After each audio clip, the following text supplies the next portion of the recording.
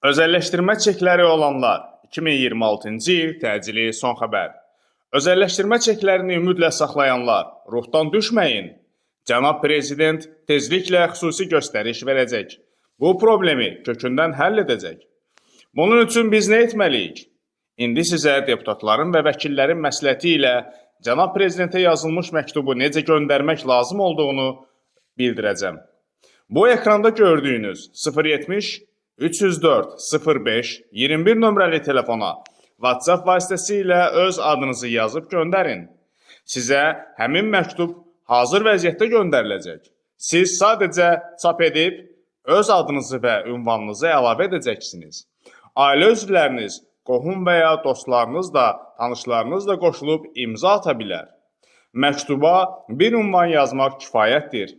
Məktubu poçtdan çatdırılma qaydalarına uyğun olaraq göndərmək vacibdir. Poçt qəbizlərinizi mütləq şəkildə özünüzdə saxlayın. Dostlar, hamımız bu məktubu göndərsək, minlərlə müraciəti heç vaxt Cənab Prezidentdən gizlədə bilməyəcəklər. Biz hamımız bu məktubu yola salsaq, tezliklə haqq-ədalət bərpa olacaq. Əgər cavab verilməsə və Konstitusiya Məhkəməsinə göstəriş göndərilməsə, onda yığışıb müraciət qəbzi ilə prezident aparatına gedib cavab tələb edəcəyik. Dostlar, paylaşın, hamı bilsin. Yaddan çıxarmayın. Haqq verilmir, haqq tələb olunur. Kim məktubu özü göndərə bilmirsə, dostlarından və ya qohumlarından xahiş etsin. Nə qədər çox müraciət olarsa, haqq-ədalət bir o qədər də tez bərpa olar. Özəlləşdirmə çekləri qrupunun ağsaqqalları adından sizdən çox xahiş edirik. Hamı bu müraciəti Facebookda özəlləşdirmə çekləri qrupunda bugündən etibarən başlayaraq hər gün paylaşsın, öz-özümüzə köməklik edək. Artıq hamınız bilirsiniz ki, özəlləşdirmə çeklərinin istifadəsini dövlət tərəfindən 5 dəfə uzadılması barədə olan dələduzluq və nağıldır. Bunlar hekayədir. Çünki qanunla çeklər müddətsiz olaraq bütün özəlləşdirmə dövrü üçün ödəmə vasitəsidir. Əziz dostlar, bəzi məmurlar, deputatlar və ziyalılar ya savadsızlıqlarından ya da qəsdən uzun müddətdir ki, mətbuatdan bütün xalqı aldadırlar. Xalq isə qanunları özü oxuyub öyrənmək əvəzinə belə axmaqların təəssüf ki, belə axmaqların sözünü qanun hesab edirlər.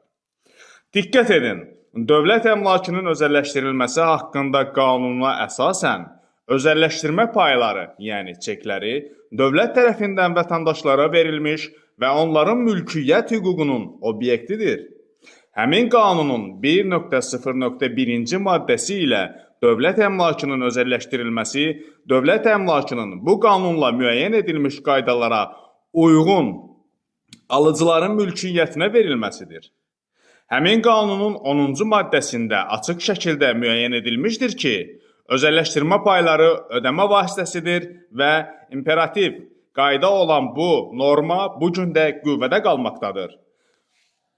Qanun şahdır, heç bir fərman qanun maddəsini nə məhdudlaşdıra, nə də ləğv edə bilər.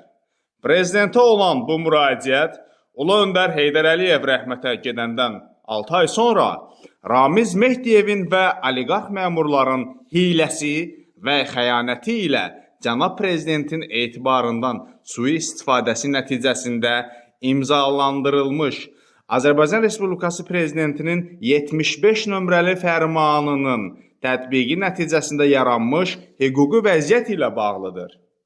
Dostlar, əvvəl WhatsApp vasitəsilə aldığınız sənədi oxuyun. Sənəd vəkillərin və bəzi deputatların məsləhəti ilə hazırlanıb. İstəsəniz, özünüz həmin müraciətlərə əlavə edə bilərsiniz. Məsələn, Cənab Prezident, bizim ailə sizin ədalətli, vicdanlı və qeyrətli kişi olduğunuza və atanızın xalqa vəd etdiyi əmələ əməl edəcəyinizdən əmindir. Bu səbəbdən də məhz sizə müraciət edirik. Dostlar, nə qədər yazmaq olar deməyin, nə qədər gözləmək olar deməyin. Haqq verilmir, haqq tələb olunur. Dostlar, ədalət var, ancaq onun üçün mübarizə aparmaq lazımdır. Bu, Cənab Prezidentin sözləridir. Birlik olsun, Mübarizə aparaq. Haqqımıza birlikdə nail olaq.